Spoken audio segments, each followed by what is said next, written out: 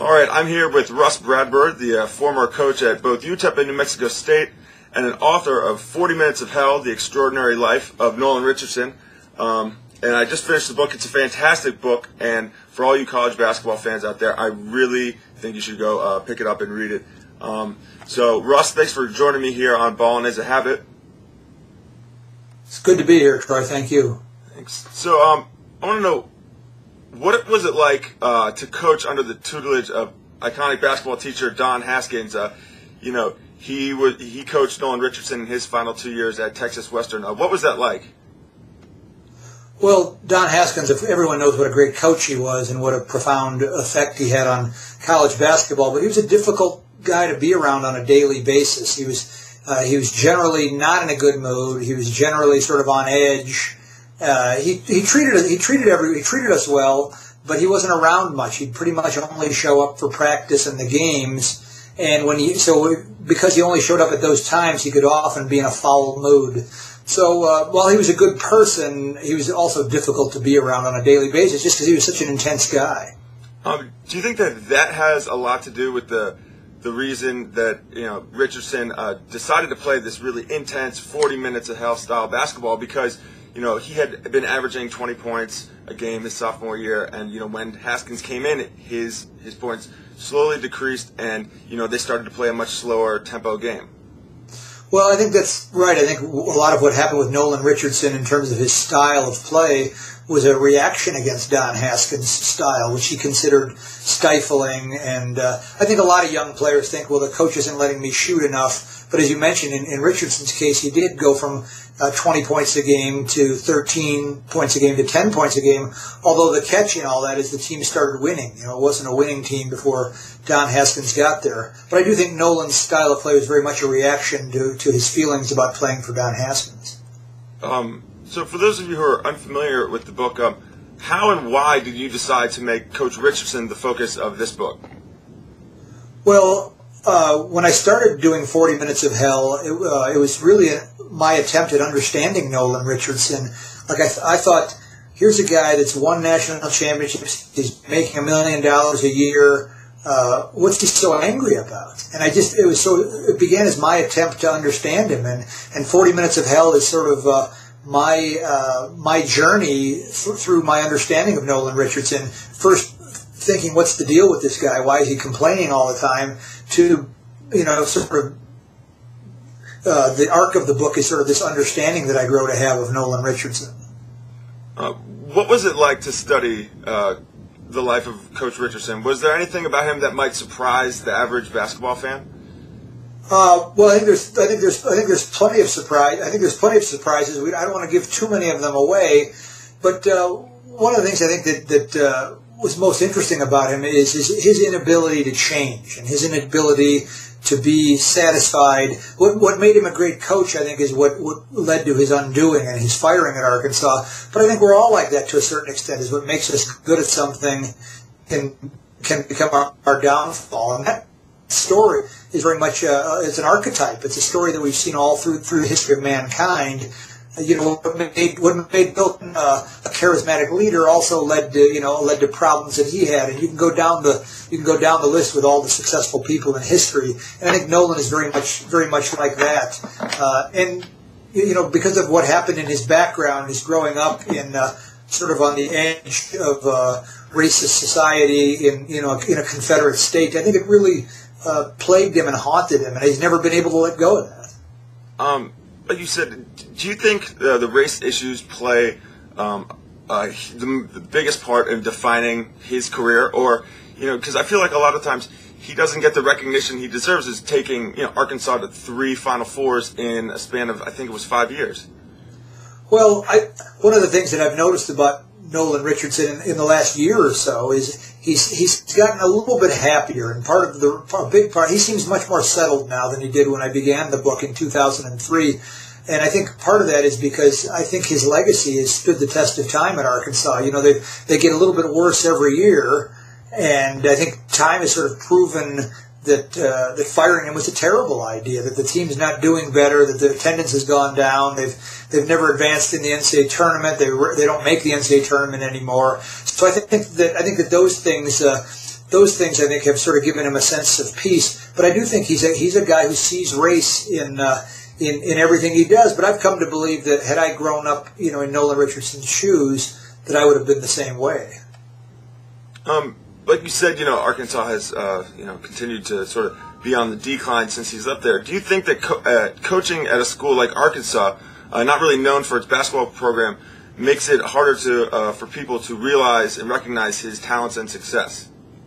Well, he was in a pretty isolated area, but I think one of the things that made Arkansas difficult for him was, first he took over from Eddie Sutton, who had sort of jump-started the program in the 70s and 80s, but also with the death of his daughter, I think he did feel isolated. And Arkansas is not a place that was naturally going to be a basketball power, but the economic growth of the area through things like Walmart and Tyson's Chicken and that kind of thing has, the area is now very affluent, and they have a beautiful arena, the Bud Walton Arena. I think now the Arkansas job is a great job, but I think when Eddie Sutton got there and Nolan Richardson followed him, it was not such a great job. Kind of a change of pace, one of the most interesting things that I had no idea about Nolan Richardson beforehand was that he was such a phenomenal athlete, and that basketball might not have even been his best sport. After talking to him, did you ever get the sense of what he could have done, like if he would have been able to be a successful baseball player or even football player? Well, he was as you know from reading 40 Minutes of Hell, he was a .400 hitter in baseball as a college senior. His first time playing competitive baseball since high school. Baseball might have been his best sport, and the only reason he wound up back in El Paso was because his wife was pregnant and he had to come home. He was supposed to go to Arizona on a baseball scholarship, and his hero as a kid was, like a lot of kids of that era, his hero was Jackie Robinson. And I think the world was a little different then as well, as there were plenty of 2-sport and 3-sport stars. But what happened to Richardson is, because he played for Don Haskins and there was no baseball at Texas Western, his baseball career really got stifled. One of the most interesting character, or I guess you could call them characters in this book, for me was his grandmother, Big Mama. What, after talking to him, what did you learn about his relationship with her, and how much did she really, have an impact as much as it said in the book on him? Well, I think so. Rose Richardson, old Mama, was born in the 1880s, and her own parents had been slaves. And so, I know a lot about slavery. I read it in books in high school and college. But here, with Nolan Richardson, he was one person removed from it, and it gave him a different view of the world. She was a very serious-minded lady, not a joking lady, not a fun lady. She was very intense and serious-minded, and he still quotes her to this day. I think when he's under pressure or things go wrong or he's in a time of crisis, he sort of reverts to this mode of quoting her and thinking about her. And he never knew his own mother, who died when he was an infant. And his father wasn't around much. And so I think old Mama had a profound, and it's one of the interesting things about Nolan Richardson, and the book talks about this. He's wound up in the WNBA, and the three most influential people in his life have been the 3 women in his life. His daughter, Yvonne, who died of leukemia when she was 15, and this grandmother that you mentioned, Rose Richardson. But his own wife is Rosario, a Mexican-American lady from El Paso, who has this incredible endurance, and strength after, watching her daughter die at a very young age. So I've told people before, Troy, that if anyone understands, any man in America understands the strength and dignity of women, it's Nolan Richardson. So, despite all of Richardson's accomplishments, after reading the book, he was a coach of the year. He won a national championship, an NIT championship, junior college championship. He's the all-time winningest coach at Arkansas. Do you think that his career gets overshadowed by some other legendary coaches? And do you think that the way he handled the subject of race late in his career had anything to do with that?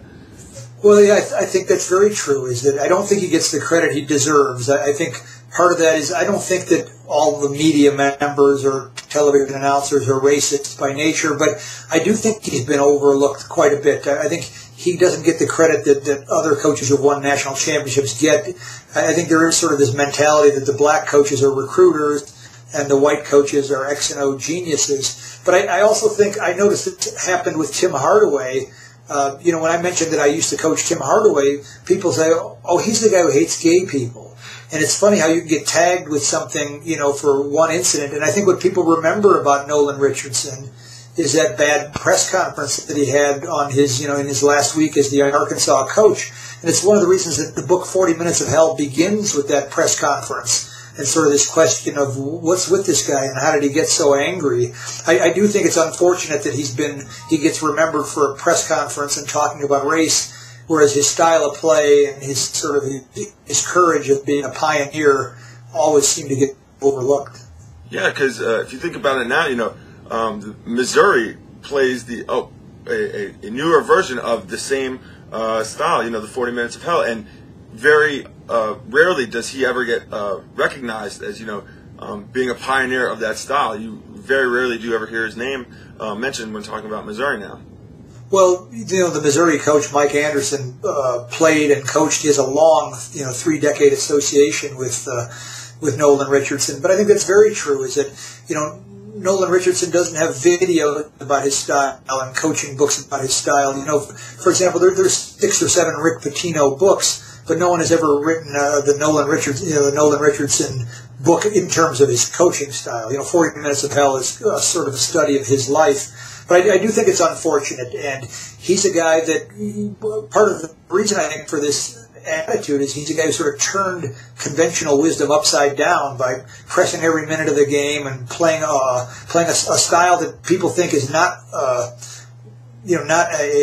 tactical style and a X and O style, but there's a wildness to the style. But I think he just sees the game differently. And I think part of it, again, is it was a reaction to being coached by Don Haskins. I think he wanted to give his players a different kind of freedom and trust them to their judgment. I've come to believe that there's a certain complication to coaching X and O's, but after sort of studying Nolan Richardson's life, I've gotten where I believe that what he is doing is he understands human nature. I think 12 teenage minds is a lot more complicated than 5 X's and 5 O's on a page. And I think what Nolan Richardson understands is what kids think of him. He's a great, great communicator. Of course, the great irony of this, the book 40 Minutes of Hell talks about, is as great a communicator as Nolan Richardson is, he could not communicate with Frank Broyles, the athletic director at the University of Arkansas.